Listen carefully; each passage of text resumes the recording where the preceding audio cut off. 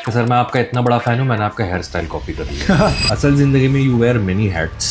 You are an actor, you done theatre, you write, you have created a show. तो पूरा बचपन बहुत outdoor रहा है और पढ़ाई से दूर। स्कूल के बाद आप चले गए पहाड़ों चढ़ने, 2 घंटे आप पहाड़ चढ़ के आ रहे हैं, तो मेरे को आकृति टॉकीज में पिक्चर देखना फ्री था। तो मैं कभी भी जाके फिल्में देख सकता था और कई बार मैं चोरी छुपे भी गया। कुछ फिल्में ऐसी थी जो पेरेंट्स दिखाते नहीं थे। जी। संजय दत्त का बहुत बड़ा फैन था। अच्छा। I think Sanjay Dutt is the main reason मैं आज ये कर रहा हूँ। Really? तो Khalnayak I and Khalnayak changed how I see the world now. But do you think you were a lucky generation because 90s में सैटेलाइट टीवी भी आ रहा था, जैसा आपने कहा VHS था, चीजें एक्सेसिबल हो रही थी। अब इतनी एक्सेसिबल हो गई कि आप समझ में नहीं आता कि बैठ के क्या देखो, आप घंटों तक नेटफ्लिक्स पे स्क्रॉल करते रहते हैं। मेरा ही मानना है कि Shivji is very close to the artistic world. हर माँ बाप का ये तो होता है कि भाई तुम पहले ट्रेडिशनल चीज पढ़ लो, उसके बाद तुम्हें जो भी करना है जिंदगी में करना। मेरी एक बार इंग्लिश टीचर ने बोला बहुत गुस्से में, he is behaving like a clown, he is just a clown in the class. खुद का क्रिएटर होना एक बहुत वो पावर देना टीवीएफ का बड़ा बड़प्पन है एज अ कंपनी। तो हम लोग बहुत पैम्पर्ड है एज अ राइटर। क्रिकेट के नाम पे झूठ बोल दिया कि एक्स्ट्रा क्लास चल रही है, क्रिकेट खेल रहे हैं 4-4 घंटे 5-5 घंटे। तो लिटरली हमारा ऐसा था ना कि हम एमपी से उस एरा से आते हैं 90s से, जहाँ पे बिजली होती नहीं थी, खासकर उस शहर में। Hello and welcome to the comment section. My name is Abbas. हमारे जो आज के गेस्ट हैं वो 4th स्टैंडर्ड में थे जब उन्होंने स्टेज पर पहली बार परफॉर्म किया। While doing the performance he felt a divine intervention, और उसी वक्त उन्होंने सीख लिया कि writing and acting is no different than meditation. He went on to do great work. वो कई सारे अमेजिंग शोज में रह चुके हैं, जैसे कि एस्पिरेंट्स, गोरी धैर्य एंड ऑल्सो सिक्सर, जिसका सीजन 2 बहुत ही जल्द आने वाला है। He is a great example कि जब आपके लिए कोई रोल नहीं लिख रहा हो तो आप खुद के लिए एक दुनिया बनाइए। I'm talking about the amazing actor Shivankit Singh Parihar. He told us a lot about his life and his career. So let's get into the conversation right now. आपसे बात करने का बहुत दिनों से अरमान था, फाइनली आप मिल गए। और जब ऐसा कोई इंसान मेरे सामने बैठता है तो मैं हमेशा एक जोक के साथ स्टार्ट करता हूँ कि सर मैं आपका इतना बड़ा फैन हूँ, मैंने आपका हेयर स्टाइल कॉपी कर लिया। तो बट वेलकम। हमने एक्चुअली हम दोनों ने, अगर मैं टोपी उतार के करता, हम दोनों ऐसे करते तो रिफ्लेक्शन की प्रॉब्लम होती, तो एक आदमी ने डिसाइड किया कि टोपी लगा ले। जी। और आप असल जिंदगी में you wear many hats. You are an actor, you done theatre, you write, you have created a show Sixer, जिसका 2nd सीजन बहुत जल्द आने वाला है। हम उसके बारे में डिटेल में बात करेंगे। तो मैं जानना चाहता हूँ कि आप बचपन से ऐसे थे कि आपको क्रिएटिव फील्ड में जाना था। आपकी जिंदगी कहाँ बीती? Where did you spend your childhood? Tell us something about that. Luckily yes, मेरे जीवन में कभी वाली स्टेज नहीं आई कि पेरेंट्स को मैंने बोला कि मुझे एक्टर बनना है। राइटर तो ऑब्वियसली नहीं बनना था बचपन से, क्योंकि वो तो विजन था नहीं कि राइटर बनेंगे। बट जब एक्टर का बोला इन जनरल, तो कभी भी रुकावटें नहीं आई। Throughout the career, throughout the life, they never stop me. तो सबसे बड़ा श्रेय तो पेरेंट्स को जाता है, क्योंकि वहीं से सबसे बड़ी जंग शुरू होती है आई थिंक छोटे शहरों में। तो मैं पला बड़ा एक शहर है सीधी, एमपी में। ये सतना, रीवा और इलाहाबाद के बीच में बहुत छोटा शहर है। चारों तरफ जंगल है, और जंगल भी ऐसे कि आए दिन शहर में तेंदुआ घुस जाता था। तो हमारी स्कूल की छुट्टियां हो जाती। अब स्कूल की छुट्टी हुई है और आप खुश हैं कि चलो स्कूल नहीं जाना, तो आप क्या करेंगे? बाहर जाके खेलेंगे, बट वो भी अलाउड नहीं है, क्योंकि पेरेंट्स बोलते थे कि तेंदुआ कहीं भी हो सकता है। अब छोटा शहर है, तेंदुआ अगर शहर में घुसा है तो किसी बच्चे को भी अटैक कर सकता है वो। तो वैसी वाली कहानियाँ थी। तो I am very blessed, I am very lucky that मैं ऐसे शहर में पला बड़ा जो नेचर से बहुत करीब था। शहर से निकलते ही, थोड़ा बहुत छोड़ते ही शहर, साइकिल चला के आप गए तो आपको अच्छी अच्छी वाटर बॉडीज़ मिल रही हैं चिल करने को, माउंटेन्स हैं टू क्लाइंब। सो पूरा बचपन बहुत आउटडोर रहा है। और पढ़ाई से दूर आउटडोर में ज़्यादा बीता कि चलो आज बंक मार के, मतलब बंक तो क्या मारेंगे, उस समय इतनी हिम्मत नहीं होती थी और बंक कल्चर था नहीं उतना। स्कूल के बाद आप चले गए पहाड़ों चढ़ने, 2 घंटे आप पहाड़ चढ़ के आ रहे हैं। तो I was blessed with nature around me. So वैसा बचपन था। तो नेचर के अराउंड होने की वजह से और चीज़ें समझ में आई जीवन की। सिर्फ किताबों में नहीं घुसा रहा मैं। तो ये बड़ी अच्छी चीज़ हो गई। ये ऐसा आप इंटेंशनली नहीं कर रहे थे, बट एक अच्छी चीज़ हो गई कि किताबों के परे भी एक दुनिया थी। जी। सो वो were you an extrovert kid? नहीं, मैं इंट्रोवर्ट हूँ आज भी, बट दोस्तों के साथ बहुत एक्सट्रोवर्ट हूँ। सो वैसा है। और फिल्मों का शौक आपको बचपन से था? घर में माहौल कैसा था? Were you allowed to go watch film? Yes. मतलब मेरी मम्मी बहुत बड़ी फैन थी। अच्छा। तो वो फिल्में जाया करती थी अपनी सहेलियों के साथ, मैं भी टैग अलॉन्ग करता था। हमारी जो कॉलोनी थी सिविल लाइंस, वहाँ पे बच्चे थे, तो हम बड़ा एक ऐसा मजमा लगता था कि हम लोग पूरे मोहल्ले के जितने भी लड़के हैं, उनकी माएँ, उनकी बहनें, उनके पेरेंट्स, सब ऐसा साथ में जाके फिल्में देखा करते थे। तो हमारे एक बीनू दादा थे, आकृति टॉकीज थी, सिंगल थिएटर, और वो मेरे जान पहचान के थे, वो थिएटर चलाते थे। और तो उनको जब दिखा कि मैं बहुत पैशनेट हूँ फिल्म के लिए, तो उन्होंने मेरे लिए जो टिकटें थी फ्री रख दी थी। उन्होंने कहा कि तू कभी भी यार देख। तो मुझे मस्त, मैं बच्चा था, मतलब 15-16 साल का, 13 साल का, जो भी, जब से शुरू हुआ, तो मेरे लिए अकेले वो उन्होंने फ्री कर रखा था। तो मेरे को आकृति टॉकीज में पिक्चर देखना फ्री था, तो मैं कभी भी जाके फिल्में देख सकता था। और कई बार मैं चोरी छुपे भी गया, कुछ फिल्में ऐसी थी जो पेरेंट्स दिखाते नहीं थे, तो मैं, मेरे जो हाउस हेल्प्स थे, गवर्नमेंट क्वार्टर्स होते हैं तो वहाँ पे 2-3 हाउस हेल्प्स होते हैं, तो कई बार मैं उनके साथ चला गया। कई बार पापा के ऑफिस में जो बॉयज़ हैं, वो जो देखेंगे वैसी फिल्में, मिथुन की या बी ग्रेड सी ग्रेड फिल्में जो पेरेंट्स आपको नहीं लेके जाएंगे, जय विक्रांता टाइप की फिल्में जो होती है ना। तो संजय दत्त का बड़ा फैन था मैं। अच्छा। I think Sanjay Dutt is the main reason मैं आज ये कर रहा हूँ। Really? ओके। बिकॉज मेरा पहला विजुअल सिनेमा जो आपको इंसाइड करता है ना, सिनेमा आप पहली बार कुछ देखते हो, आपको लगता है ये क्या है यार, ये बनना है, ये करना है, ये है सिनेमा, जो आपके अंदर घर करता है चीज़, वो आई थिंक खलनायक थी 93 में। तो Khalnayak I and Khalnayak changed how I see the world now. So मतलब दैट सिनेमा वाज इतना।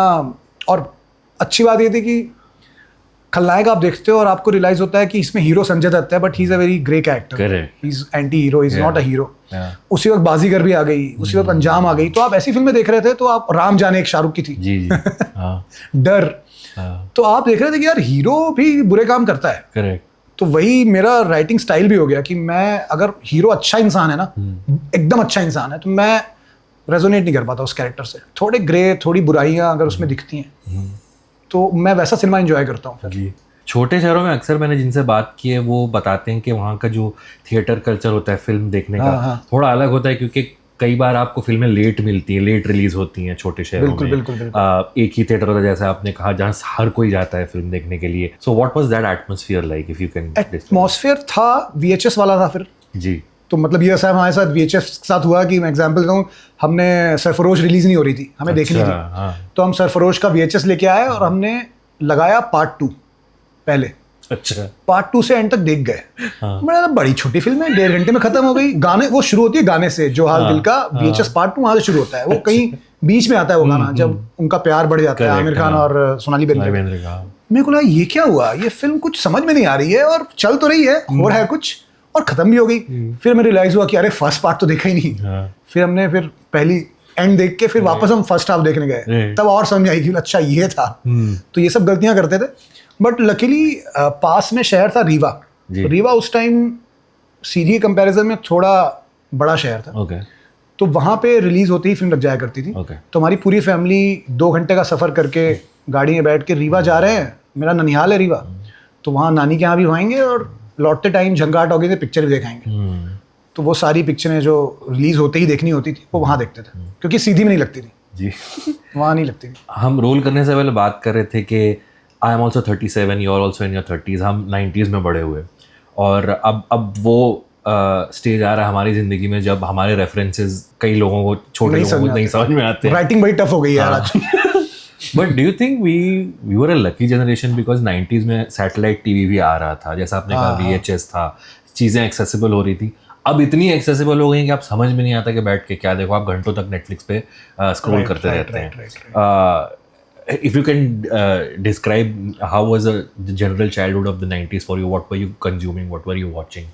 Apart from हाँ, मतलब इसमें आई थिंक लकी तो है हम लोग, ये तो फैक्ट है जी, क्योंकि कंसंट्रेशन लेवल ज़्यादा था, छोटी छोटी चीज़ें आप ज़्यादा एंजॉय कर पाते थे, वैल्यू ज़्यादा थी छोटी चीज़ों की, जो अब नहीं है। बट 90s किड्स का अच्छी बात यह है कि हमें कोशिश करनी चाहिए कि हमने वो जो छोटे छोटे मोमेंट, छोटी छोटी चीज़ें, वो आज भी आप रिटेन करो ना जी, तो लाइफ सही रहती है। आप अभी जो हो रहा है उसमें मत घुल जाओ पूरी तरह, थोड़ा कुछ चीज़ें रिटेन करके चलो, the way used to live. I think जो मैंने कोशिश की है करने की, जैसे एक बार मैं हम्पी गया, वहाँ पे एक बोट राइड होती है, वो जो गोल वाली होती है ना, वो केन की बोट होती है, तो लेक में वो घुमा रहा था, और पूरा बोल्डर्स के बीच में। हम्पी आप गए कभी?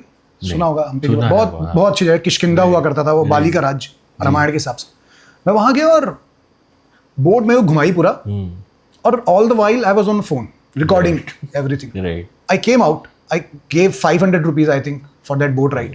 When I came out, यहाँ कुछ छपा ही नहीं था, क्योंकि सब कुछ मैं तो थ्रू आउट फोन में था. उस दिन मैंने हाथ पकड़ लिया कि यार, कान पकड़ लिया सॉरी, कि यार ठीक है फ़ोन यूजेज आप पूरी तरह से अवॉइड नहीं कर सकते हो, बट जब आप किसी नेचर में हो जो आपका बचपन रहा है, जब आपने बचपन में बैठ के सिर्फ वो नेचर एंजॉय किया है, तो एटलीस्ट ऐसे वक्त में फ़ोन छोड़ दो, आंखों से देखो. तो वो चीज़ अगर आप रिटेन कर रहे हो तो आपका 90s अलाइव रहेगा. आई थिंक वो करना चाहिए. राइट. तो एक्टिंग अब आपको कब लगा कि यू कैन एक्ट? वायु आप मिमिक्री करते थे जब आप छोटे थे, आपने स्कूल में प्लेस किए, कैसे आपने रियलाइज किया कि ये मैं कर सकता हूँ? My dad plays a very important role in that, because mimicry मैंने पहले ही अपने जीवन की पहली मिमिक्री जो की थी वो शिव जी की थी. अच्छा. आप कह सकते हैं नॉट मिमिक्री एक्चुअली, बट मेरे डैड बचपन से उनका ये था कि यार सब जो करते हैं वो नहीं करना है. ओके. है ना, सब वो जो टिपिकल एनुअल फंक्शन में जो डांस होता है फिल्मी गानों में, यही होता है ना. फिल्मी गानों में तो चीज़ बड़ी है, मस्त मस्त में लोग डांस कर रहे हैं, ये सब चल रहा है. मेरे डैड का पॉइंट ऑफ व्यू लगता कि यार अलग करें कुछ, क्या सोचते हैं. तो मेरे डैड शिव भक्त थे, तो उन्होंने मुझे शिव जी का पूरा अवतार में पेंट किया. मुझे वो नीला पेंट किया, भस्म लगाई, राख लगाई, और नकली सांप लेके आए, जूड़ा लेके आए, विग लेके आए, और मुझे 4 साल के बच्चे को शिव जी बना दिया. और एक फिल्म आई थी दामिनी में मीनाक्षी शेषाद्री एक डांस करती है, जब वो रेज डांस है, वो बहुत तांडव जैसा है. तो अगर आप सुनेंगे तो वो तांडव शोतम जैसा है. उसमें शब्द नहीं है तांडव के, बट वो बीट्स जो है ना उसकी पूरी तांडव की है.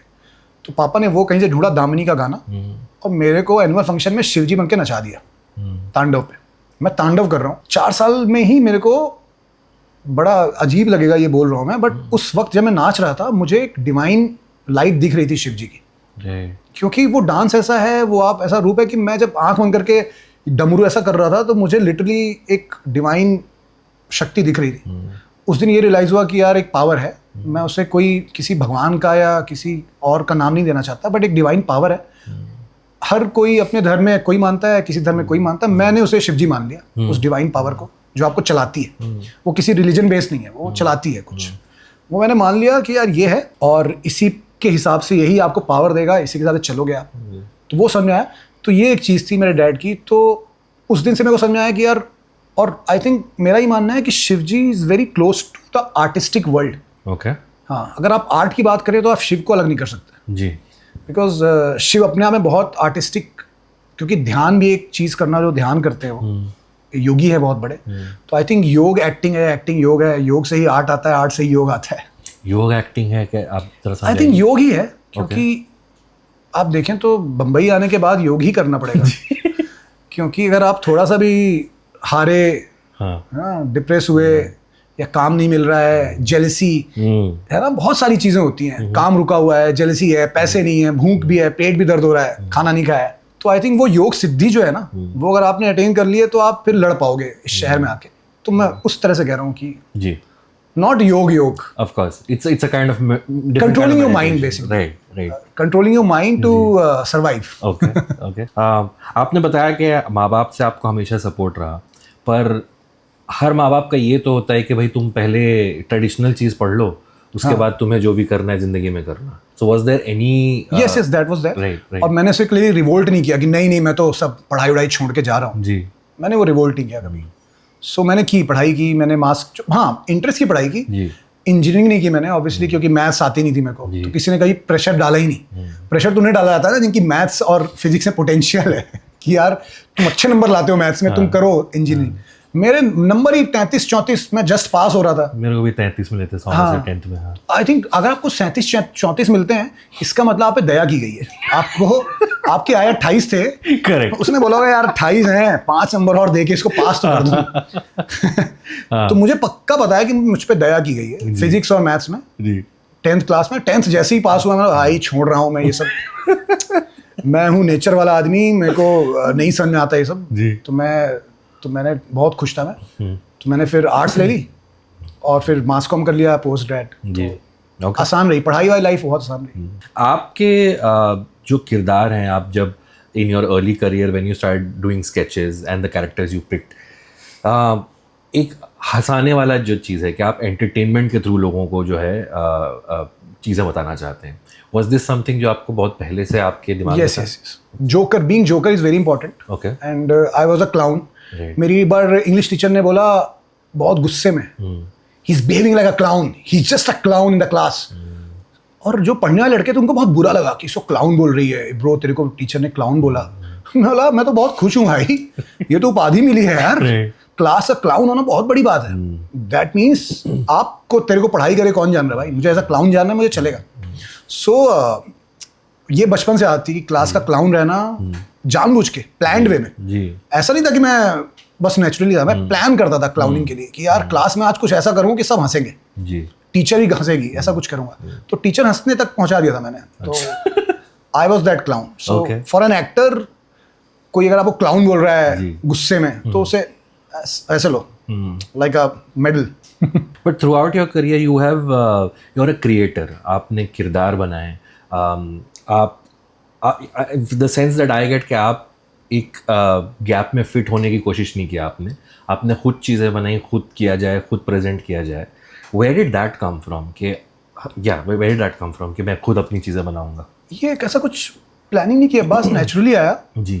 खुद, क्योंकि वो टीवीएफ बहुत बड़ा रोल प्ले करता है उसमें, क्योंकि टीवीएफ में वो लिबर्टी मिली. जब मैं टीवीएफ आया तो समझ में आया कि हाँ ऐसा हो सकता है. मतलब आप पहले आपको लगा कि आप वही जो रेस है, ऑडिशन जाओ, लाइन लगो, रिजल्ट होके घर आओ, अगले दिन वापस उठो, ऑडिशन जाओ. जो भी सही है, जो अप्रोच सही है, लोग करते ही हैं, आज भी कर रहे हैं. बहुत टफ काम है वो, बहुत वही योग चाहिए उसके लिए जो मैंने बोला. लेकिन टीवीएफ में जाने के बाद आई एम लकी कि मुझे ये चीज़ समझाई गई कि यार देख, तू ही लिख, तू ही एक्टिंग कर और तू ही एडिट पे बैठ और देख कैसा लगा है. तो टीवीएफ में अच्छी बात ये हुई कि हमें कंप्लीट फिल्म मेकर बनने के लिए प्रेरित किया गया, नॉट जस्ट कि तुम आओ एक्टिंग करो जाओ. टीवीएफ हमें हायर किया था, मुझे एज अ राइटर हायर किया था टीवीएफ ने कि तू लिख, उसी में एक्टिंग कर लेगा, वो तेरा बोनस है. तो धीरे धीरे टीवीएफ में काम करते करते ये चीज़ समझ में आ गई कि यार खुद का क्रिएटर होना एक बहुत, वो पावर देना टीवीएफ का बड़ा बड़प्पन है एज अ कंपनी. और हम लोग बहुत पैम्पर्ड हैं. और राम हमेशा कहते हैं, राम सर कि यार तुम लोग पैम्पर्ड हो, तुम राइटर्स जो हो ना यहाँ बैठ के अपने हिसाब से एडिट करवा देते हो. डायरेक्टर को कहते हो कि यार ये सीन ऐसा है, ठीक है, अपने फ्रीडम में लिखते हो, जो चाहते हो, जो दिल से तुमने जिया है वो लिखते हो. ऊपर कोई चेंज कराने वाला नहीं है. तुम्हारे दिल से निकली आवाज़ ना कोई चेंज नहीं कराता मार्केटिंग के लिए, स्टार को प्लीज करने के लिए, या यार ये सीन उस एक्टर को नहीं अच्छा लग रहा है, वो चाह रहा है इस सीन को ऐसा कर दो. टीवीएफ में सब होता नहीं है, क्योंकि कोई स्टार ऐसा तो आ नहीं रहा है जो स्क्रिप्ट चेंज करवाएगा.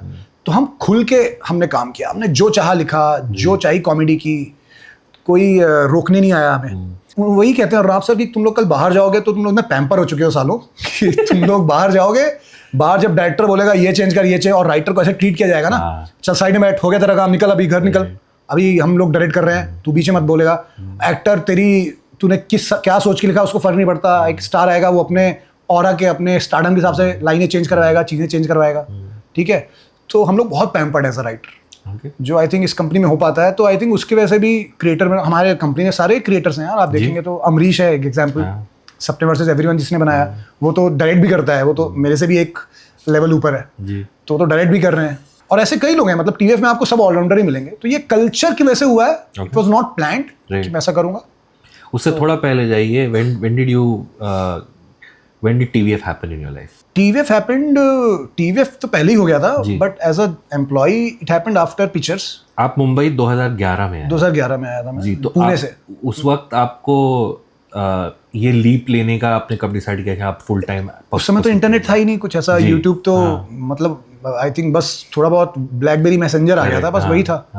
तो उस समय मैं पुणे था, तो हार्डकोर वही थे यार, थिएटर वाले हैं, मतलब वो वाला एटीट्यूड था कि पुणे में ही रह के थिएटर करेंगे. करेक्ट. बम्बई कौन जाएगा उस गटर में, हम बॉलीवुड के गटर में. जी. ये सब थॉट आते थे, एरोगेंस थॉट होते हैं ना जो आपके थिएटर के टाइम में, वो वाले थॉट आते थे कि थिएटर ही अच्छी चीज़ है, बम्बई में फिल्म लाइन में नहीं जाना. फिर धीरे धीरे चीज़ समझ में आती है, वो एरोगेंस कम होता है आपका, नाटक से कम होता है, आप फिर आपको और चीज़ें समझ में आती हैं, फिर आपको बॉम्बे आना ही पड़ता है. तो ये सारी चीज़ें हैं. तो ये पहले मैं पुणे में था, मैं गया था FTI की तैयारी करने कि FTI जाऊँगा. 3 बार मैंने FTI का एग्जाम दिया, नहीं हुआ, उसके बाद बॉम्बे आया फिर. और TVF हुआ ऑब्वियसली जब स्केच देखे और रियलाइज हुआ कि यार ये करना है, यही तो करना है. वो सडनली एक कनेक्ट बन गया ना. अब मैं लकी था कि मुझे नौकरी मिल गई. उस वक्त ऐसे कई लोग रहे होंगे इस देश में जो TVF के लिए नौकरी करना चाहते होंगे. मैं वो लकी आदमी हूँ जिसे उस वक्त वो प्लेटफॉर्म मिल गया और गाड़ी चल पड़ी. सो वैसा है। और वो टाइम भी हमने यूट्यूब का बेस्ट टाइम देखा है, जी जो फिनेंशियली बेस्ट टाइम अभी चल रहा है। मैं मानता हूँ आप अगर यूट्यूब क्रिएटर हैं या आप इंस्टाग्राम क्रिएटर हैं तो 2000 मोस्टली कोरोना, पोस्ट कोरोना ही आपका एक फिनेंशियल टाइम बहुत अच्छा अब आया है। But creative time I don't think कि वो आ पाएगा वापस क्रिएटिवली, क्योंकि अभी चीज़ें बन रही हैं, लोग कमा रहे हैं, बट कंटेंट लेवल पे that voice is not there. They all doing comedy without voice, and comedy without voice is फुहड़ता and senseless. When you say a voice, what do you mean exactly? With your comedy, what you're trying to say, you might be trying to say, मतलब आप क्या कहना चाह रहे हो उससे। जरूरी नहीं है कि बहुत पॉलिटिकल ही हो वो या बहुत सटायरिकल ही हो, but there should always be a voice what you want to say in comedy. कई लोग कई कॉमेडी में ना मिस कर जाते हैं कि कॉमेडी है ना, हंसाना ही तो है। नहीं है वो, आई थिंक वो एक अभी मुझे वॉइस कम दिखती है। अच्छा, बस फुड़ता है, बस कॉमेडी चल रही है जो आप यादगार नहीं रहेगी कभी जी।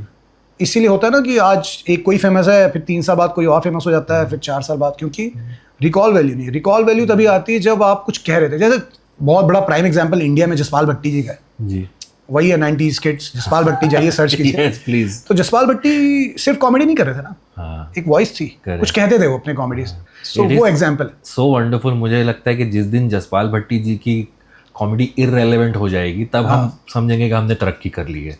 बिकॉज वो 1991 के एपिसोड्स आज आप भी देखे 2025 में, it is as relevant as it was back then. Even loose talk, yes, मतलब पाकिस्तानी चैनल है वो, लूज टॉक, ये सब चीजें थी तो हमेशा एक जिसका मीम बहुत फेमस हुआ है। इवन मूवर्स एंड शेखर में भी आप जो करते थे ना, उसमें एक वॉइस होती थी जी, कॉमेडी में वॉइस थी। हमारे 90s के जो शो बन रहे थे, सो वो मिसिंग है अभी आज की डेट। आपने जसपाल भट्टी जी का नाम लिया, were there any other influences while growing up that you, जो आपको लगा कि आपके दिमाग पे छाप छोड़ रहे हैं और आप उनसे इन्फ्लुएंस होके जो लिख रहे हैं या जो बना रहे हैं वो बनाने की कोशिश? आई थिंक मेरे लिए सबसे बड़ा इन्फ्लुएंस राइटिंग में है 2 हीरो फिल्म्स। ओके, या 2 हीरो फिल्म्स, फ्रॉम वक्त हमारा है टू खिलाड़ी टू जितने भी आप 90s में बहुत 2 हीरो फिल्म बनती थी। बड़ी कॉप फिल्म काइंड ऑफ? नहीं, बड़ी कॉप नहीं, 2 हीरो फिल्म, लाइक हेरा फेरी, 2 हीरो फिल्म। ओके, लाइक वक्त हमारा है 2 हीरो फिल्म, मैं खिलाड़ी तू अनाड़ी 2 हीरो फिल्म है ना। और कौन सी अच्छी एग्जांपल है 90s के 2 हीरो फिल्म के? खलनायक, करण अर्जुन खलनायक जी। तो मैं ना बहुत ज्यादा, मैंने सबसे ज्यादा छाप जो छोड़ी है वो 2 हीरो फिल्मों ने छोड़ी है। कोई रीजन उसका पता नहीं, बहुत नेचुरली है। इसलिए मैं जब RRR देखता हूँ या मैं सलार देखता हूँ जी, जो 2 हीरो फिल्म है, सलार, RRR या बाहुबली तो 1 हीरो फिल्म है, 2 कह सकते हैं, दो प्रभास हैं उसमें। तो कहीं ना कहीं मुझे 2 हीरो फिल्में बहुत ज़्यादा इन्फ्लुएंस किया। तो मेरे कहानी पता नहीं, मैं कुछ सोचता हूँ तो उसमें 2 हीरो आते हैं, फिर इंडस्ट्री कहती है कि यार आजकल 2 हीरो एक साथ में काम नहीं करते। अब वो ज़माना बदल चुका है। तो मेरा सबसे ज़्यादा फैसिनेशन जो है सिनेमा को लेके वो 2 हीरो फिल्मों से है। एक तो वो है जो आप पूछ रहे हो जी, और दूसरा आई थिंक मैं हूँ थोड़ा मद्रास कट कहते हैं ना, जैसे भाषा में क्या होता है ये मद्रास कट? ऐसा इन जनरल नॉर्थ इंडिया में एक वो है ना, एक गलत चीज़ है ये। वो मद्रास कट मतलब साउथ की फिल्म है, ऐसा बोल लेते हैं, नॉट मद्रास कट। तो मेरा है थोड़ा, मुझे मसाला और एंटरटेनर ज़्यादा पसंद आते हैं। मेरे लिए मेरा ही मानना है कि सिनेमा अगर रियल है तो I don't enjoy, I want some surreal factor in that, तभी मेरे लिए सिनेमा है वो। ओके, मैं इसीलिए स्पिलबर्ग का फैन हूँ। स्पिलबर्ग की फिल्में जो थी सररियल रहती हैं, रियलिस्टिक हैं बट हमेशा एक सररियल एलिमेंट है उसमें। ईटी, शार्क, जॉज, जो भी शुरुआत उन्होंने की, स्टार वॉर्स सररियल है, LOTR सररियल है, एक फैंटास्टिकल एलिमेंट जो फैंटास्टिकल। मैं नहीं कह रहा हूँ कि आप खोसला भी है सररियल, मुन्ना भाई में एक सररियलिटी है कि एक डॉन डॉक्टर बन गया। खोसला में भी एक सररियलिटी है कि एक हड़पने वाला आदमी ऐसा है और उसको लूट जिस तरह से रहे हैं वो थोड़ा सररियल है। वो it's not correct, it can not happen in reality, जिस तरह से वो लूटते हैं। तो मुझे सररियलिटी बहुत पसंद है और मैं मानता हूँ कि रियलिस्टिक सिनेमा को डॉक्यूमेंट्री होना चाहिए। फेस्टिवल में जाओ, अपना करो जो भी तुम लोग करते हो, but cinema without सररियलिज्म for me is not cinema. ये जो कंट्रोवर्शियल चीज़ है, कोई लोग कहेंगे अरे रियलिस्टिक सिनेमा है ऐसा, बट मेरा पर्सनल पॉइंट ऑफ व्यू है कि मुझे सिनेमा में से सररियलिटी चाहिए। मुझे तो मेरी कहानियाँ भी सारी जो मेरे को अच्छी लगती हैं वो सारी, उसमें या तो भूत है या कोई मॉन्स्टर है या कुछ सररियल हो रहा है या कुछ मैजिकल हो रहा है, तो वैसे वाली चीज़। ये जो मसाला वाली चीज़ आपने कही, this is very in contrast जो आप कह रहे थे जब आप पूना में थे तब कि when you were doing theatre, यही ऑथेंटिक चीज है, फिल्मों में नहीं जाना है। नहीं, बट बेस ये तो थिएटर करते टाइम एरोगेंस आया ना। जब आप स्टेज पे होते हो ना तो आपको कुछ चीजें सिखाई जाती है, फिर आप साहित्यिक हो जाते हो जी, आप सिर्फ साहित्य पढ़ रहे हो तो आपको फिर आप तो अच्छी बात है। इंसान के इस तरह के फेजेस आने चाहिए लाइफ में। इंसान अगर वन डायमेंशनल है ना पूरी जिंदगी तो मजा नहीं आएगा। एक फेज में आप साहित्यिक थे, एक फेज में आप कम्युनिस्ट थे, एक फेज में आप राइट विंग हो गए, एक फेज में आप लेफ्ट विंग थे। तो मैं तो लाइफ को ऐसे मानता हूँ यार कि एक हर फेज आने चाहिए। वो एक बहुत अच्छी कहावत लगती है मेरे को कि जो 30 के पहले तक कम्युनिस्ट ना हुआ उसमें दिल नहीं होता जी, जो 30 के बाद भी कम्युनिस्ट रहे उसमें दिमाग नहीं होता। तो आई थिंक ये जर्नी होनी चाहिए जवानी की, ये सब उथल पुथल होनी चाहिए थोड़ी। Okay, before we come to Sixer, मुझे आपके किरदार की बात करना है। रबीश की रिपोर्ट जो बहुत फेमस हुआ, where did that character come from? It's a spoof on journalism in general, but where did that come from? That came from Arnab Goswami actually. Okay. तो बिस्सो अर्नब करते थे हमारे विश्वप्रति सरकार। तो एक दिन बिस्सो ने ऐसी, हम लोग बेयरली स्पीकिंग लिख रहे थे उनके साथ, उन्होंने बोला यार ऐसा कुछ अभी ये अर्नब गोस्वामी थोड़ा अभी सेम हो रहा है, ऐसा कुछ कंपटीशन क्रिएट करते हैं मतलब स्केच में। तो उस समय रवीश ही फेमस चले थे, हिंदी पत्रकार थे। तो हमारा ये है कि हिंदी इंग्लिश, इंडिया में जो एक बेसिक वो है ना डाइवर्सिफिकेशन है हिंदी इंग्लिश का, उसको पकड़ते हैं और उसको जर्नलिज्म वर्ल्ड में डालते हैं कि एक हिंदी रिपोर्टर है, एक इंग्लिश रिपोर्टर है। इंग्लिश रिपोर्टर जो है स्टूडियो में बैठता है और हिंदी रिपोर्टर जा जाके गलियों में, गाँव में, कूचों में जाके रिपोर्टिंग करता है, यूथ की रिपोर्टिंग करता है। तो वहाँ से आइडिया है। फिर हमने लिखा एक चंक, वो हिट हो गया स्केच में बेयरली के। फिर हमने सोचा कि यार टीएसपी पे इसको प्रॉपर एक अलग से ही कैरेक्टर अब बना ही है तो बनाते हैं। और फिर दीपेश जो हैं एस्पिरेंट के राइटर जी, दीपेश, वो मेरे साथ जुड़े। तो उन्होंने बीड़ा उठाया लिखने का। मैं फिर बैठ के उनके साथ कुछ कुछ आइडियाज जनरेट करता था, हम लोग पंच करते थे, बट मोस्टली काम जो है वो दीपेश किया करते थे लिखने का। तो दीपेश ने शुरू के 6-7 एपिसोड लिखे, उन्होंने जो जिस तरह से राइटिंग लिखी वो लिख के उन्होंने टोन सेट कर दिया रबीश का, आने वाले जो 40 एपिसोड अब बने जी। और अच्छी बात ये हो गई कि मैं और दीपेश दोनों मीडिया वर्ल्ड से आते थे। हम दोनों ने जर्नलिस्ट की पढ़ाई की, जर्नलिज्म की पढ़ाई की थी, और हम जर्नलिज्म वर्ल्ड को समझते थे, हिंदी जर्नलिज्म पत्रकारिता को। प्लस हम लोग हरिशंकर परसाई के फैन थे दोनों। अब परसाई जी की राइटिंग बहुत हम लोग कॉपी करते हैं परसाई जी को बेसिकली रवीश में जितनी कर सकें। अब हरिशंकर परसाई हम मैच नहीं कर सकते, बट हम कोशिश करते हैं। जिनको ना पता उनको एक संक्षिप्त में हरिशंकर परसाई एमपी के बहुत बड़े एक सटायर, एमपी के देश के एमपी से हैं वो, और मेरे पड़ोसी हैं जबलपुर से। गर्व फील होता है ना ऐसा बोलना जी। तो परसाई जी अगर आप पढ़ सकें तो बहुत पढ़िए, बहुत अच्छी सटायरिकल राइटिंग है, हिंदुस्तान के one of the best satirist writer हैं, और भी हैं, बट परसाई जी बहुत बड़े इन्फ्लुएंस रहे हैं मेरे जीवन में। तो सटायर जो है उनका, जैसे कुछ कुछ लाइनें उनकी बड़ी, कि एग्जाम्पल लेता हूँ मैं किस तरह का सटायर लिखते हैं वो, कुछ आप बोल नहीं सकते मैं यहाँ पे, कुछ कुछ तो ऐसा है वो आपको पढ़ के ही मजा आएगा। उन्होंने लिखा था कि ट्रेन से एक बारात लौट रही थी, शादी हुई है किसी की और ट्रेन से बारात लौट रही थी। तो उनका ये लाइन है कि बारात से लौटते जो बाराती होते हैं ना, जो दहेज लेके लौटे हैं, उनसे कभी बहस नहीं करनी चाहिए ट्रेन में। उनको जहाँ बैठना है बैठने दो, जो उन्हें करना है करना, क्योंकि उनके मुंह में और उनकी जो माँ होती है, माँ के खून में लड़की वालों का खून लगा होता है, उसके दांत में जी। वाह क्या बात है। तो बारात जो लौट रही होती है उसमें लड़की, उनके दांतों में लड़की वालों का खून लगा होता है जी। तो उनसे बहस नहीं करना। उस वक्त वो इतने चौड़ में रहते हैं ना कि हम लड़की लेके जा रहे हैं, हमने शादी की, हमारा ही लड़का है। खासकर माँ जी, जो लड़के की माँ होती है, वो क्योंकि पूरी जिंदगी शायद वो दबी रही सास से या लोगों से या समाज से, जब उसका बेटा, उसकी बेटे की शादी हो रही होती है तो वो चौड़ में रहती है। तो उसमें उस वक्त बड़ी डेंजरस रहती है वो जी। ऐसा उनका पॉइंट ऑफ व्यू। हम बाइटिंग सटायर की बात करते हैं, इससे ज्यादा बाइटिंग और क्या होगा। शिवांकित, अब आते हैं सिक्सर पे। इसका एक सीजन ऑलरेडी आ चुका है। दूसरा सीजन 24 तारीख को, 24 सितंबर को आने वाला है। Sixer is a show created by you, you are also in the show, you are the lead of the show.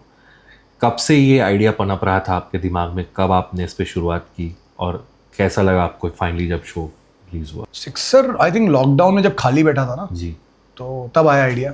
और क्रिकेट, जैसे मैं इतनी बात की, सिनेमा से भी ऊपर एक और चीज है मेरे लाइफ में, वो है क्रिकेट है। सिनेमा सेकंड पे। तो हमेशा पे आने वाला था 90s cricket, Indian cricket team की एक दूसरी कथा है जिस पे हम तो क्रिकेट ये मतलब कितना भी कुछ हो जाए, सिनेमा कितना भी कुछ दे दे मेरे को, घर दे दे, ऐशो आराम, शोहरत, क्रिकेट की जगह नहीं ले सकता। क्रिकेट हमेशा ऊपर ही रहेगा। तो ये फैक्ट है। तो क्रिकेट के प्यार से तो मेरा आइडिया था कि क्रिकेट पे एक लव लेटर लिखना है, 1 लाइन क्या है, और आप पिच करो कि sir this is a love letter to cricket. तो ये आइडिया आया लॉकडाउन में, मैंने शेरी को सुनाया, तो शेरी को भी अच्छा लगा। शेरी हमारे जो कंटेंट हेड हैं टीवीएल के अभी, मैंने उनको सुनाया, उनको पसंद आया, उन्होंने बोला ठीक है लिख, देखते हैं, बिल्ड करते हैं। तो अब लॉकडाउन में बहुत टाइम था, तो टाइम मिल गया बहुत, क्योंकि कुछ और काम हो नहीं रहा था। तो धीरे धीरे बिल्ड करते करते करते एक कहानी निकल आई, और हमारा पहले दिन से ये क्लियर था कि यार वो कहानी नहीं कहनी है कि इंडिया सेलेक्ट होना है, इंडिया खेलना है, क्योंकि वो कहानी में मसाला कम है। क्योंकि इंडिया खेलने के लिए बेसिक चीज़ है, मेहनत करनी है और इंडिया खेलना है, और कोई शॉर्टकट तो है नहीं। लड़ाइयाँ नहीं हो रही हैं, मारपीट नहीं हो रही, एक्शन नहीं हो रहा, हमें कुछ ऐसा बना हुआ ही, मैंने कहा मद्रास कट बनाना था मैं, कि थोड़ा थोड़ा ना वो वाला टच हो, मारपीट, स्ट्रीट फाइट्स जो होती हैं क्रिकेट में, हमें वो वाली दुनिया कैप्चर करनी थी। तो वहाँ से सिक्सर आया कि यार वो जो मोहल्ले के क्रिकेट के टूर्नामेंट में जो लड़ाइयाँ होती है ना, वो एक होता क्या ना, जब लिखते हो एक विजुअल्स आते हैं आपको, तो मेरे जो क्रिकेट के विजुअल्स है ना, मैंने पहले वो विजुअल्स लिखे सिर्फ, कि अब फिर देखा कि अब इस पर कहानी क्या बन सकती है। फिर कैरेक्टर आया, तो मैं कोशिश करता हूँ कि मेरे सारे कैरेक्टर माइथोलॉजी से इंस्पायर्ड हो। मैं नहीं कह रहा हूँ एग्जैक्टली मैं वही करूँ, बट ऐसा आंख बंद करता हूँ और सोचता हूँ कैरेक्टर क्या होगा। तो मेरे को रावण, विभीषण,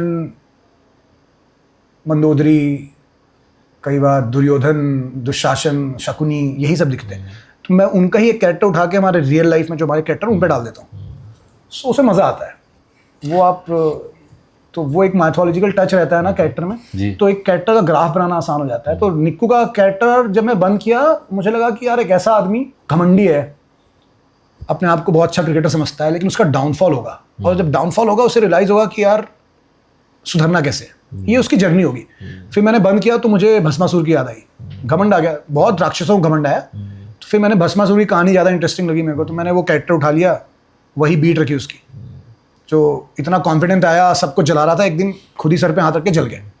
सो ये एक थीम आ गई इस कैरेक्टर की। इतना ही, मैं नहीं कह रहा हूँ कि मैं पूरा छाप देता हूँ वही, एक थीमेटिकली मैं उठा लेता हूँ वहीं से, फिर वो कैरेक्टर बनता जाता है। तो वैसा ये जो मोहल्ले के क्रिकेट वाला की जो दुनिया होती है, मोहल्ले की क्रिकेट वाली, इसके जो इंटेंशंस होते हैं, डिटेलिंग होती है, बहुत अलग होता है। फॉर एग्जांपल, अगर ये कहानी जैसे आपने कहा इंडियन टीम की होती, तो शायद एक खिलाड़ी सिलेक्टर को इम्प्रेस करने के लिए खेल रहा होता है। जब मोहल्ले का होता है, वो शायद अपने सीनियर बड़ा भाई जो है उसको, जो मोहल्ले में जिसकी चौड़ है, नेताजी उसको इम्प्रेस करने के लिए, या लड़की को या कोई अंकल है बहुत इन्फ्लुएंशियल, उनको इम्प्रेस करने के लिए। तो ये दुनिया आपने, did you draw it from your real life? आपके दिमाग में ये सब, जैसे आपने कहा इमेजेस और सीक्वेंसेस, ये कहाँ से आ रहे थे? सीक्वेंसेस क्रिकेट से ही आ रहे थे। मेरे कुछ 2-3 दोस्त रहे, वही जो मैं शहर बताया सीधी में, जहाँ पे क्रिकेट वॉज आवर लाइफ। तो हमने इतनी चोरियाँ, चकारियाँ, बदतमीजियाँ, लड़ाइयाँ, पेरेंट्स को धोखाधड़ी, मतलब पेरेंट्स को धोखाधड़ी की है। मतलब मैंने पैसे चुराए हैं घर से क्रिकेट के कार्ड्स खरीदने के लिए। च्युइंगम खरीदी, इतनी सारी फेंक दी। च्युइंगम खाना नहीं, एक च्युइंगम खा ली, बाकी फेंक दी, उससे कार्ड मिलते थे। तो वो वाली जर्नी, क्रिकेट के नाम पे झूठ बोल दिया कि एक्स्ट्रा क्लास चल रही है, क्रिकेट खेल रहे हैं 4-4 घंटे, 5-5 घंटे, लड़ाइयाँ हो रही हैं, स्टंप मार दिया किसी ने किसी को। यहाँ नाक एक दिन टूटी आई मेरी, मम्मी ने पूछा क्या हुआ, मैंने बताया लड़के से लड़ाई होगी, उसने स्टंप मार दिया मेरे को यहाँ। तो ये सब होता था। तो वो दुनिया क्रिकेट की वहाँ से आती है, और ऑब्वियसली मोहल्ला क्रिकेट वॉज दी थॉट कि वहाँ पे बनाना है, क्योंकि इंडिया इंडिया इंडिया करके कुछ होगा नहीं। तो लिटरली हमारा ऐसा था ना कि हम एमपी से, उस एरा से आते हैं 90s से, जहाँ पे बिजली होती नहीं थी, खासकर उस शहर में। दिग्विजय सिंह हमारी सारी बिजली काट लेते थे, उस समय के सीएम जो थे। तो इन्वर्टर आया नया। अब उस समय के 90s के inverter max to max light, पंखा, यही चला पाते थे, कि आप घर में लाइट जल रही है, पंखा चल रहा है, ताकि आप सो पाएं, और लाइट जल रही बेसिक। मैंने एक दिन इंडिया पाकिस्तान वर्ल्ड कप 2003, हमने लाइट चली गई, मैंने नहीं देखा वो मैच, मैंने हाईलाइट्स देखी हैं उसके बाद में कभी। वो मैच हम देख ही नहीं पाए, लाइट ही नहीं थी। सचिन ने जो छक्के मारे हैं, वकार को, अकरम को और शोएब को, हमने देखा नहीं, लाइव नहीं देखा हमने, तो लाइट ही नहीं थी। तो मैंने कुछ जुगाड़ करके इन्वर्टर से टीवी कनेक्ट कर दिया। इधर इन्वर्टर उड़ा, इधर टीवी उड़ी। क्योंकि उस समय के इन्वर्टर इतने हैवी थे ही नहीं कि टीवी चला सके। आज की डेट में आ गया सब टेक्नोलॉजी। तो ये सब भी किया है। तो क्रिकेट के चक्कर में पागल हो रखे थे। तो मैं और मेरा एक दोस्त है स्वतंत्र, मैंने एक पोस्ट भी किया था इंस्टाग्राम में बहुत पहले। तो हमारी एक छोटी सी हमारा सरकारी घर था, तो उसमें एंट्री आप करो तो ऐसे एक सीमेंट पोर्च था, फिर एक ऐसा सीमेंट पोर्च था, इधर पार्किंग थी जहाँ पे गाड़ियाँ खड़ी होती थी मतलब, और इधर पूरा गार्डन था, क्यारियाँ थी, पापा के गुलाब लगे हुए हैं उसमें, उनके अपने पापा में गार्डनिंग के शौकीन थे, तो उन्होंने अपने प्लांट्स लगा रखे हैं, पत्ते फूल ये सब लगाए। अब वो इतनी से जो सीमेंट के प्लॉट था, हम उस पर प्लास्टिक बॉल से क्रिकेट खेलते थे। हाँ। तो मैं स्पिन बहुत गंदा खेलता हूँ, क्योंकि मेरी आदत वो प्लास्टिक बॉल हार्ड बॉल से फर्श पे खेलने की आदत है, तो मैं स्पिनर खेल ही नहीं पाता। हाँ। क्योंकि हम लोग वही खेलते थे, मार रहे हैं ऐसे ऐसे, यहाँ लग रही है बॉल ऐसे निकल रही। तो मैं और मेरा दोस्त खेला करते थे, और रोज़ जो है गुलाब ऐसे टूट गया है, टेढ़ा हो गया है, कोई गुलाब ऐसा टूट गया क्योंकि बॉल लग रही है उसमें कुछ ऐसा टूट गया है। तो पापा आके देखते हैं, यार ये रोज कुछ ना कुछ टूटा रहता है। हाँ। क्या हो रहा है इधर? क्योंकि होता क्या था कि हमने स्टंप लगाया, 2 चेयर वहाँ लगा रखी हैं जिसमें किताबें रखी हुई साइड में, मैं और मेरा दोस्त, हमने स्टंप लगाया, बैट है, हाथ में प्लास्टिक बॉल है, और जैसे ही पापा के पास राजदूत थी, तो सिविल लाइन तो शांत एरिया होता है, वहाँ पर ज़्यादा आवाज़ होती, तो जैसे ही सिविल लाइन में बाइक एंटर करेगी, वो बाइक का थंप मुझे याद था कि धक धक धक धक धक धक धक आ रही है। मुझे पता था ये पापा की बाइक है। हाँ। हम लोग तुरंत ऐसा स्टंप फेंकते थे, उसको मुन्ना भाई होता ना, जब आते हैं पापा मुन्ना भाई हॉस्पिटल चेंज कर देता है, हमने ऐसा स्टंप लगाया, उधर बैट फेंका, इधर बॉल घुसेड़ी और पढ़ने बैठ गए। अब पापा आते देखते थे कि गुलाब टूटा हुआ है, ये क्यारियां टूटी हुई हैं, यहाँ कोई घुस गया था। उनको 2-3 फिर वो धीरे उनको समझा कि कुछ तो करते हैं ये लड़के, कैसे टूट रहा है रोज। एक दिन मैं यहाँ बॉलिंग कर रहा हूँ, दरवाजे के पीछे आके कोई खड़ा होता है, तो पापा ने समझ गया। तो पापा ने एक दिन क्या किया, मोहल्ले में वो जो मोड़ था वहाँ घुसते ही बाइक बंद कर दी। अच्छा। और एक्सीलेटर लेके बंद बाइक आगे पीछे रुकी मेरे, उन्होंने पकड़ लिया। फिर जो थोड़ा बहुत मारपीट आई हुई, उसके बाद फिर खेले ही हम वापस, तो खेले ही। तो हम लोग टेस्ट मैच खेलते थे प्रॉपर जी। अच्छा। 2-4 इनिंग का। वाह। वो बैटिंग करेगा, और हम लोग को हमने टीम सेलेक्ट करनी थी कि मैं वेस्ट इंडीज तो इंडिया। अब ब्रायन लारा बैटिंग करने आएगा, ब्रायन लारा अगर बैटिंग करने आएगा तो मुझे ब्रायन लारा की तरह ही स्विंग एंड शफल करना है। अगर मैंने ब्रायन लारा की तरह नहीं खेली, वो खेला बॉल तो डिस्क्वालीफाई। तो I have to play like Brian Lara. उसका जज कौन? I have to play like जज सामने वाला, क्योंकि वो भी तो फैन था, बोला तू ब्रायन लारा की तरह खेल नहीं रहा भाई। और जो है Chris Gayle was very emotionless cricketer, शक्ल में उसे कुछ इमोशन नहीं होते थे ना, वो ऐसा खड़ा है, छक्के मारा, चौके मारा, इमोशन ही नहीं। अगर आप ब्रायन लारा हैं और आपने चौका मारने के बाद इमोशन दिखा दिए, तो you are disqualified. Wow, there's a lot of acting. Yeah, a lot of acting. Acting भी चालू थी, देखिए ना, साथ में एक्टिंग चालू थी। सो अगर आप बॉलिंग भी कर रहे हैं तो आपको काल ऊपर की तरह बॉलिंग करनी है, आपको कटली वॉल्श की तरह बॉलिंग करनी है। वॉल्श का हाथ ऊपर जाता था यहाँ, करेक्ट, कटली वॉल्श का यहाँ जाता था, तो दोनों के एक्शन में लगते हैं। तो वॉल्श और एम्ब्रोस में कंफ्यूजन नहीं करना भाई, बॉलिंग वैसे ही कर, मैं मानूंगा नहीं विकेट नहीं मारूंगा मैं अगर तूने एम्ब्रोस की तरह बॉल नहीं डाली तो। What are some of your most memorable cricketing memories while you were growing up, if you can share it? पहली तो यार 96 वर्ल्ड कप की है, वकार यूनिस एंड जडेजा, वहां से शुरू होता है। उसके बाद मम्मी को रियलाइज हुआ कि यार ये क्रिकेट के लिए पागल हो रहा है। तो मम्मी ने बोला कि एक दिन इंडिया श्रीलंका हुआ, इंडिया हार गई। मम्मी ने बोला अब कोई क्रिकेट नहीं खेलेगा क्योंकि इंडिया हार गई, जिसमें कामली रोया था इंडिया वाला। मम्मी ने बोला कोई क्रिकेट खेलेगा ही नहीं। उन्होंने क्यों बोला? ताकि मैं डिस्ट्रैक्ट नहीं, कोई क्रिकेट नहीं खेलेगा इस देश में अब क्योंकि इंडिया हार गई है ना। बोला कब तक? बोला अगला वर्ल्ड कप तक कोई नहीं खेलेगा, अब सीधा अगले वर्ल्ड कप में खेलेंगे। तो वो ये सोच रही थी कि इसको दूर रखो इस चीज़ से। फिर मैं एक दिन घर की छत पे देखा चढ़ के, और पूरे ग्राउंड में लोग क्रिकेट खेल रहे हैं, ये चल रहा है इधर क्रिकेट। मैं बोला मम्मी आपने झूठ बोला मेरे से, आपने बोला कोई क्रिकेट ही नहीं खेलेगा, यहाँ तो सब खेल रहे हैं। तो फिर वो पकड़ी गई मम्मी मेरी। तो फिर मेरे को उस दिन के बाद में रुका नहीं फिर। Did you have a favorite cricketer while growing up? While growing up, favorite cricketer was बहुत सारे थे यार। एक का नाम किसी जितने बता सकते हैं बता दीजिए। मैं मोस्टली बॉलर वाइज बहुत वो रहा ना इंक्लाइन। हाँ, आपकी स्पेशलिटी क्या थी? You more of a batsman? मुझे ब्रेटली बहुत पसंद था। Okay, Brett Lee and then Allan Donald, then obviously Ambrose and Walsh.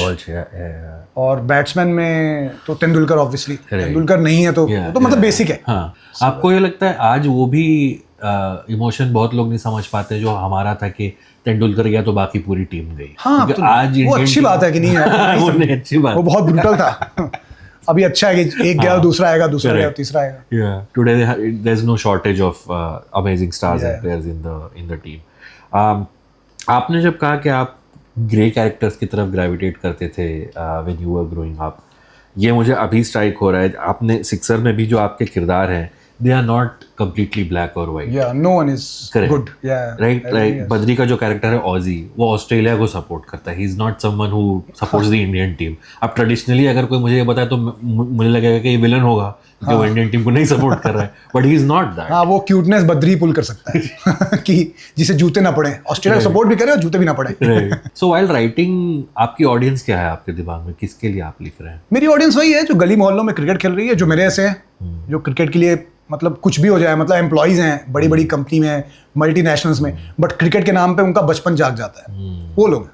और इंडिया में ऐसे बहुत लोग हैं जी. तो आई थिंक मतलब बहुत ही लोग हैं ऐसे लोग कि जिनका कहीं भी काम कर रहे जी. हो, बड़े बड़े कंपनीज के सीईओ भी होंगे, वो क्रिकेट के नाम पे पिघल जाते हैं. इसलिए तो हो रहा है ना, आप देखें ना, इंडियन क्रिकेट टीम छोड़ दीजिए आप, Right. कॉर्पोरेट लीग्स हो रही हैं जिसमें सीईओज खेल रहे हैं, स्टार्टअप सीईओज खेलते हैं, फिर कॉमेडियंस लीग चल रही है इधर, फिर इन्फ्लुएंसर की लीग चल रही है. तो हर कोई हर प्रोफेशन में अपनी अपनी लीग बना के बैठा है, क्योंकि क्रिकेट ऐसी चीज़ है इस देश में जो आप कुछ भी बन जाएं, आप वो बचपना नहीं जाता. तो ये सारी वही ऑडियंस है यार. और वो तो बिल्कुल नहीं है जो देखते ही नहीं है. Correct. मैं क्रिकेट नहीं देखता, मैं फुटबॉल देखता हूँ. वो वाले लोग भी हैं हाँ. जो क्रिकेट को बहुत नीची नज़र से देखते हैं, जी. क्योंकि वेस्टर्नाइज कंसेप्ट उनको ज़्यादा फुटबॉल लगता है. फुटबॉल देखता हूँ मैं, F1 देखता हूँ मैं, क्रिकेट नहीं देखता. तो मत देख भाई, ठीक है.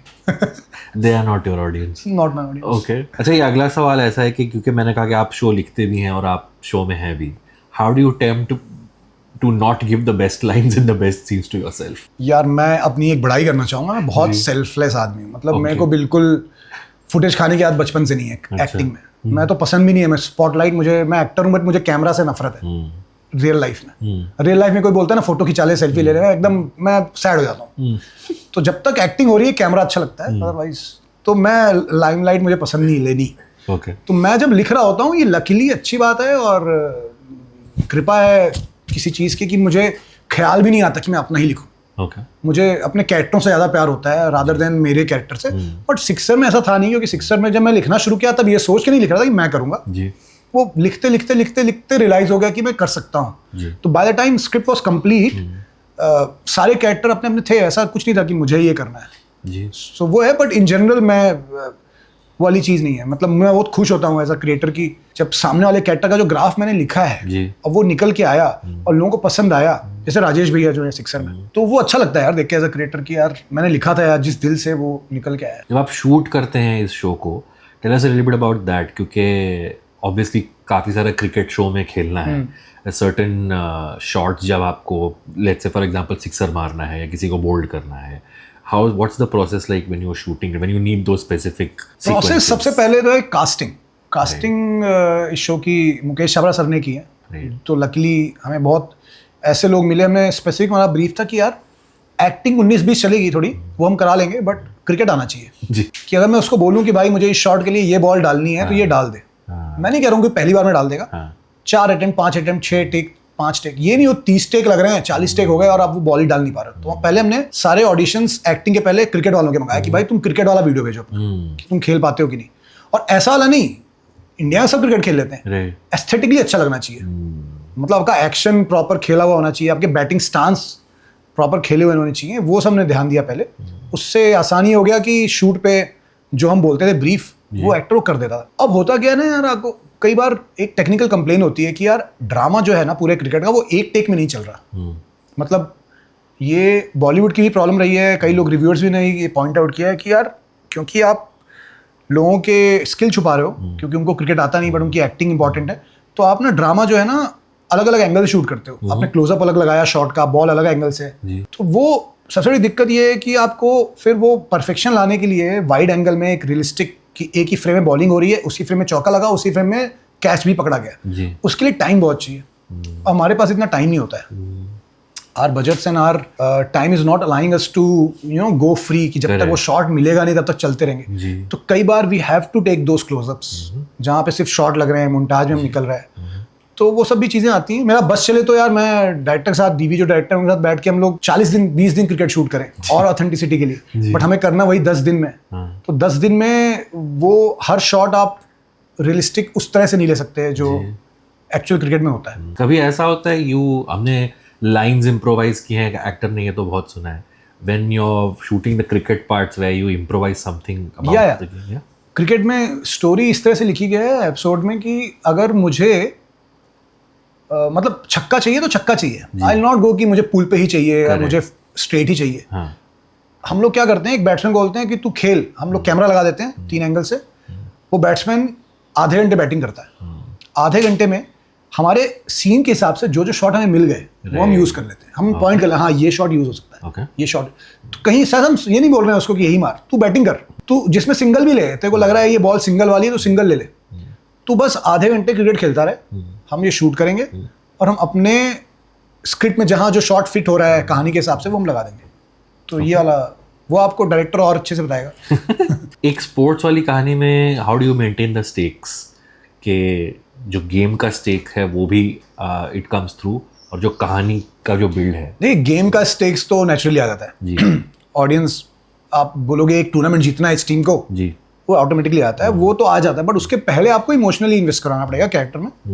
तो आई थिंक वो इंपॉर्टेंट है, इमोशनल इन्वेस्टमेंट पहले करो, उसके बाद ऑटोमेटिकली आप रूट करने लगोगे कि यार ये लोग टूर्नामेंट जीतने चाहिए, और ये वही लोग होने चाहिए जो हर टीम में होते हैं।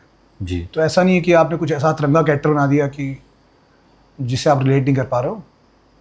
तो आई थिंक वो है प्रोसेस। ओके, अगर आप दो अल्फाज अपने को एक्टर्स के लिए बता सकें, you said that casting was very important, if you can just in a nutshell tell us your experience working with your co actors में आई थिंक हमारी जो टीम है विजयनगर 11, जी, विजयनगर विजेतास, इस सीजन कुछ ट्वीक्स है आपको देखने को, जब आप शो देखने आपको समझ में आएगा जी, कि इस बार बहुत लफड़े हो गए हैं टीम में। अच्छा। और कुछ तो टर्बुलेंस आ गया है, आउटर टर्बुलेंस आ गया जिसकी वजह से टीम को कुछ हो गया है। सो वो है। सबसे पहले मैंने कैरेक्टर लिखा निक्कू का, उसके बाद ऑजी ही आया था। अच्छा। तो मैंने एक इंटरव्यू देखा था इरफान पठान का, जहाँ पे उन्होंने अपने दोस्त का जिक्र किया था कि वो किस तरह से ऑस्ट्रेलिया का फ़ैन है। हमने कि वो जब भी ऑस्ट्रेलिया से लौटता था उसके लिए एक माइकल हसी की जर्सी लाता था साइन करके, या पॉन्टिंग की या स्मिथ की, ये सब चलता था। तो ये कैरेक्टर कहीं दिमाग में सुना था मैंने, बट उसको हमने एग्जरेट कर दिया कि वो इतना एग्जरेटेड है कि वो घूम भी ऐसी रहा है ना, ऑस्ट्रेलिया की जर्सी पहन के, बाल पीले करके, मेट बोल रहा है हर चीज, मेट बोल रहा है, माइच वो बोल रहा है। उसका सपना है कि वो एक दिन ऑस्ट्रेलिया जाए, है ना, वहीं रहे, बिग बैश में इन्वेस्ट करे, फार्म हाउस हो एक डेजर्ट में, वहां बैठ के बियर पिए, है ना, उस तरह का कैरेक्टर दिमाग में आया। सबसे पहले ऑजी आया था, और सबसे कास्टिंग भी सबसे ज्यादा टफ ऑजी की हुई थी। Badri was never a first choice. मैं कभी, क्योंकि हमेशा मैंने इसको यूजी चहल, आप इमेजिन कीजिए, पतला दुबला क्यूट आदमी इमेजिन किया था, जो फिजिकली बहुत वीक है, दुबला पतला है, लैंकी सा है, और ढीली लंबी, अपने शरीर से बड़ी टी शर्ट पहनता है ना, ऑस्ट्रेलिया की। पहला दिन से ब्रीफ वो था। हमने ऑडिशन किए, फिर मुझे लगा दोस्ती वाला नेपोटिज्म ही करते हैं। तो मैंने बोला यार अब जब है ही बद्री तो कैरेक्टर को लैंकी से थोड़ा हेल्दी बना दिया जाए। तो मैंने बोला ठीक है बद्री तू आ जा, ब्रीफ चेंज है, अब ऑजी जो मैंने इमेजिन किया था वो नहीं है, अब ऑजी तू है, क्यूटनेस तू भी ले आएगा। और आई थिंक वो दोस्ती वाला ही फैक्टर था कि यार बद्री के साथ काम करना बड़ा इजी है। शिक्षा की अच्छी बात है कि आप कास्ट की बात कर रहे हैं, हमारा सेट आप बाकी बात करेंगे प्रोडक्शन से या किसी से, बहुत रेयर एक चीज़ होती है शिक्षा के सेट पे कि वैनिटी कुछ नहीं है कंसेप्ट। हर वैनिटी में सबकी वैनिटी है। मैं आपके रूम में बैठ जाऊंगा आके, मैं कुछ नहीं बोलूंगा, मैं आपके रूम में चला गया बैठूंगा, कुछ नहीं बोलूंगा। कई बार तो एक्टर अपने रूम में बैठते ही नहीं है, एक्टर वहाँ बैठता है जहाँ बकचोदियाँ चल रही है, ठीक है। वो अगर किसी के भी वैनिटी में चल रही हो, 8 के 9 के लोग वहीं बैठे हैं, वैनिटी में जाते हैं सिर्फ अपना मेकअप कराने, और अगर किसी को सोना है तो थोड़ा बहुत। तो सिक्सर क्योंकि ये टीम थी तो एक ये बहुत अच्छी बात थी।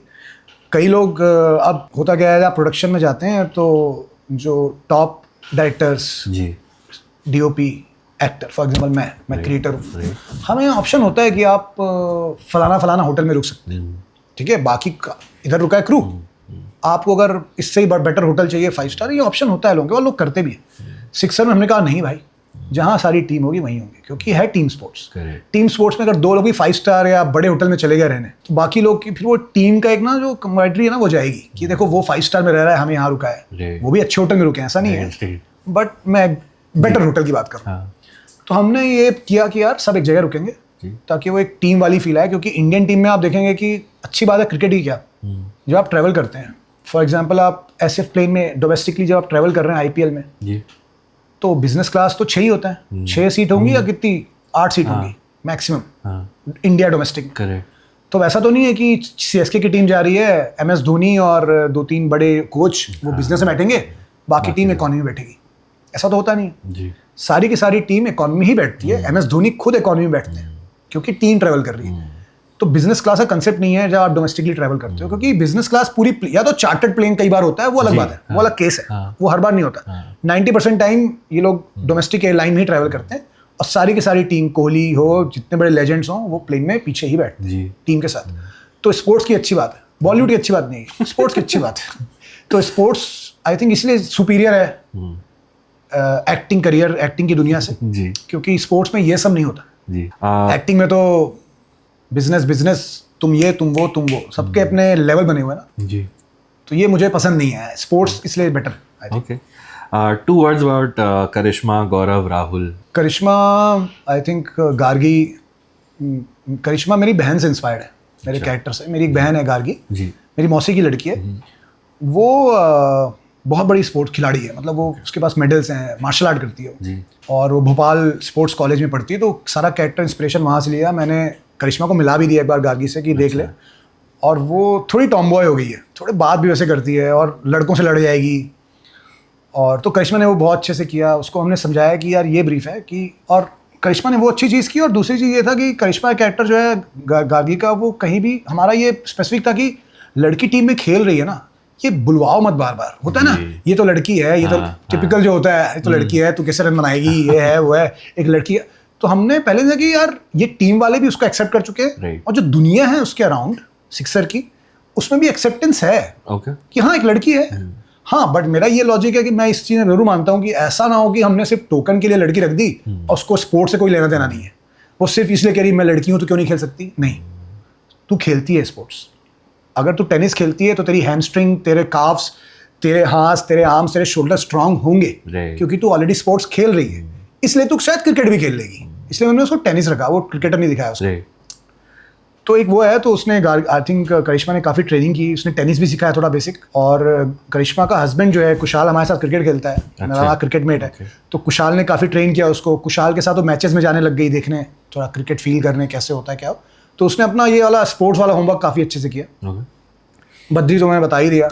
गौरव will be a surprise for you this season. Gaurav is surprise. Gaurav का कैरेक्टर मैंने बहुत दिल से लिखा है, बहुत रियल लाइफ। सिक्सर में ऐसी कोई चीज़ नहीं है जो रियल लाइफ से इंस्पायर्ड नहीं है। मैंने कुछ ऐसे लोग देखे हैं गौरव जैसे, जिनसे मेरा एक नाता रहा है उसी शहर में जहाँ पला बड़ा। उन सारी आवारागर्दी कहते हैं ना, जिसे आवारों की तरह पूरे शहर में घूम रहे हैं। ऐसे लड़कों के साथ जिनके साथ आप घूमते हो, वो आपके, उनसे आप ज़्यादा कनेक्ट करते हो, उनसे आपकी ज़्यादा दोस्ती होती है। लेकिन आपके पेरेंट्स जन्मदिन में उन बच्चों को बुलाते नहीं है। जन्मदिन में वही बच्चे आते हैं जिनसे मेरी दोस्ती नहीं है, क्योंकि वो कॉलोनी में ऑफिसर्स के बेटे हैं, मेरे पड़ोस में रहते हैं, इसलिए वो आते हैं। बट मेरे जो रियल दोस्त है ना, आवारा, गंदे, बदतमीज, फेलियर्स, जिनको हम समाज कहता है, उन्हें मम्मी बोलती क्यों, इसे क्यों बुला रहे हो, ये नहीं आएगा, इसे क्यों बुला रहे हो। मैं कुछ करके इधर उधर करके थोड़ा, तो मेरे अच्छी बात ये है मेरे लाइफ ना बड़ी बैलेंस थी। तो मेरे IPS IAS के जो बच्चे थे मेरी कॉलोनी में, क्योंकि सिविल लाइन में हम रहते थे, पीछे IAS का घर था, IPS का घर था, हमारा घर था। तो मेरे IAS IPS ऑफिसर्स के बच्चे भी दोस्त थे और मेरे ये भी दोस्त थे। तो मेरी लाइफ ना बड़ी बैलेंस रही है, तो मैं दोनों तबके में इक्वली घुल मिल लेता था, तो वो अच्छी बात थी। और किसकी बात किया? राहुल तिवारी। राहुल, हमारे कैप्टन आलोक भैया जी। तो आलोक भैया इस बार थोड़े उखड़ गए हमसे और उनकी एंट्री वापस होती है। आलोक तिवारी, उनका कद काठी आप देखेंगे ना, बहुत ऐसा लंबा चौड़ा होता है ना, कि कैप्टन है तो आप ऐसे ही आदमी को कास्ट करो जो लंबा चौड़ा कद काठी से डिमीनर उनका, वो बहुत, मतलब उनका कद काठी ऐसा बहुत स्ट्रांग और डिमीनर वाला नहीं है ना, साइज वाइज। बट वो सबसे ज़्यादा अथॉरिटेटिव है। तो वो थॉट था कि, और वो लाते हैं, उनकी आवाज़ बड़ी अच्छी है। तो उनकी शायद जो शरीर में दम नहीं है वैसा वाला बॉडी वाला, उनकी आवाज़ में है वो। अच्छा। तो उनकी आवाज़ से ना एक अथॉरिटी आती है। तो वो एक कैप्टन है। तो नांगू भैया इस बार, आनंदेश्वर द्विवेदी डीवीडी सर जो हैं, उन्होंने जो कैरेक्टर है, उनका कैरेक्टर बड़ा मजेदार आया है इस बार निकल के। अच्छा। उसमें बहुत मजा आने वाला है। ओके। आपने बताया कि you like an element of surreal to be in the stories that you like. क्या आप कहेंगे सिक्सर में भी एक सरियलिटी वाली एलिमेंट? सिक्सर में नहीं है सर, फ्रैंकली, क्योंकि कुछ चीज़ें करियर और लाइफ के लिए करनी पड़ती हैं। मैं ये नहीं कह रहा कि मैं जिंदगी भर सरियल चीज़ें ही बनाऊंगा, बट जो मेरी दिल से करीब होगी वो सररियल होगी। चीज़ें तो आप करेंगे जिसमें सररियलिटी नहीं है, क्योंकि आपको पैसे कमाने हैं, बम्बई में सर्वाइव करना है, ऐसा नहीं। सररियलिटी क्रिकेट सिक्सर में नहीं होती। मैं मतलब फोर्सफुली नहीं डालना चाहता जो नहीं है। Were there any sports films या टीवी शोज जो आपने देखे too? Sixer completely inspired from lockdown में एक रिलीज हुआ था the last dance Jordan. Okay जी जी। मैं माइकल जॉर्डन का बहुत बड़ा फैन था पहले से भी, उसके पहले से। राइट। जब वो आए तो लिटरली उसका जो ओपनिंग थीम है टा टा टा टा, वो जो थीम है जी, उस पे कान में लगाता था ईयरफोन और कैरेक्टर और सीन इमेजिन करता था। तो I think last dance inspired me a lot to write Sixer. Okay. और जो जॉर्डन का करियर रहा, जॉर्डन का जो ट्रेजेक्ट्री रहा लाइफ का, और सबसे अच्छी बात लगी उस डॉक्यूमेंट्री की कि जॉर्डन की लाइफ में जॉर्डन बनने के लिए स्कॉटी पिपिन और डेनिस रॉडमैन ने बहुत साथ दिया जी। उसके सपोर्टिंग एक्टर्स है। आपने राहुल द्रविड़ की बात की जैसे, जी जी। तो जॉर्डन की लाइफ के जो राहुल द्रविड्स थे, तो मुझे वो लगा कि हाँ यार, क्योंकि एक स्पोर्ट्स फिल्म सिर्फ एक कैरेक्टर नहीं बन सकती। हाँ। एक स्पोर्ट्समैन आपको बनाना है तो उसके अराउंड जो लोग होंगे ना, वही थीम भी है इस बार सिक्सर की एपिसोड 2 सीजन 2 की, कि निक्कू को ये रियलाइज होना कि यार मुझे अगर कुछ बनना है तो मुझे सबको साथ में लेके चलना पड़ेगा। उसमें एक बहुत अच्छा माउंट एवरेस्ट का रेफरेंस है कि ऑजी कहता है कि कभी तूने देखा किसी को कि कोई माउंट एवरेस्ट अकेले चढ़ गया? नहीं चढ़ता जी। उसको 4 शेरपा लगते हैं मिनिमम। नाम शेरपा का भले नहीं आए, नहीं भी आता है शेरपास का नाम उतना, बंदे का वो वाइट बंदे का नाम आएगा तो चढ़ा है, बट उसको 4 शेरपा उसकी हेल्प करते हैं ना, वो रस्सी लगाने में, जूते चढ़ाने में, वो कहीं फंस गया तो उसको क्लियर करने में, धक्का देने में पीछे से तो वो वाली चीज़ है। ओके, लास्ट क्वेश्चन, अगर आप एक ब्रीफ में बता दें why should one watch sixer season 2, why should people should be excited about it, तो हमें बता दीजिए। सिक्सर 2 इसलिए देखना चाहिए क्योंकि बहुत इस बार जब टीम टूटती है, आपकी जो बनी बनाई टीम है उसमें कुछ पॉलिटिक्स होती है, टीम टूटती है तो आप कैसे हैंडल करते हो। वो सब मोहल्ले सबके साथ होता है कि आपके कुछ नए दोस्त बन जाते हैं, आप उनको टीम में ले आते हो, फिर टीम इधर उधर हो जाती है, वीक प्लेयर को आपको निकालना होता है, उसको आप क्या बोलोगे। तो पहले तो वो रिलेटिविटी बहुत ज़्यादा है। दूसरी बात है कि लाइफ लेसन्स, आई थिंक लिखा गया है सिक्सर उस तरह से कि उसमें काफ़ी लाइफ लेसन्स मिले आपको, और एक बहुत अच्छा, एक जिसने आज तक कभी किसी ने बात नहीं की है इंडिया में, जो है एक डिफरेंस टेनिस बॉल और लेदर बॉल में, है ना। टेनिस बॉल बहुत लोग खेल रहे हैं जी। एक लेदर बॉल और टेनिस बॉल के बीच में जो खाई है ना, वो कभी कभी मिलती है, कभी कभी उखड़ी उखड़ी रहती है। और क्या आप टेनिस बॉल खेलते हो तो क्या आप लेदर बॉल में भी उतना अच्छा खेल पाओगे, या क्या लेदर बॉल वाला आके टेनिस बॉल में एडजस्ट कर पाएगा, है ना, टेप बॉल जो टेनिस बॉल होता है। तो ये जो एक थिन लाइन है ना, बहुत जो क्रिकेटिंग फैन को बहुत अच्छे समझ में आएगी। एक वो है लाइफ लेसन्स तो है ही, हर कैरेक्टर की अपनी एक लाइफ लेसन्स मिलेंगे आपको, शानू से, निक्कू से, जीवन के, वो चीज़ है। और बाकी मद्रास कट जैसा मैंने कहा फुल मार धाड़ एक्शन है इस बार और ज़्यादा। बहुत लड़ाइयाँ हो रही हैं, लड़ाई, स्ट्रीट फाइट्स, ये वो, इधर पॉलिटिक्स, मारा मारी, क्रिकेट के लिए हमने ये किया है कि हम जितना भी कुछ है क्रिकेट से नहीं हटते हैं, सब कुछ क्रिकेट की वजह से ही हो रहा है। अच्छा शिवांकित, लास्ट क्वेश्चन मेरा ये है कि because you are a writer, you are an actor, you have created a show, आज का जो एंटरटेनमेंट लैंडस्केप है बहुत ही बिखरा हुआ है। फिल्में रिलीज़ हो रही हैं थिएटर में, लेकिन कुछ लोग देखने जा रहे हैं, नहीं जा रहे हैं। टीवी शोज़ स्ट्रीमिंग प्लेटफॉर्म्स पे आते हैं, कब चले जाते हैं, कुछ चलता है, कुछ नहीं चलता है। At such a time, as a creator, as a writer, as an actor, what is your outlook? अगर कोई ये देख रहा हो जो क्रिएटिव फील्ड में आना चाहता हो, जो असमंजस में है कि भाई मुझे पैसे भी कमाने लेकिन मुझे क्रिएटिव फुलफिलमेंट भी चाहिए, तो क्या करें?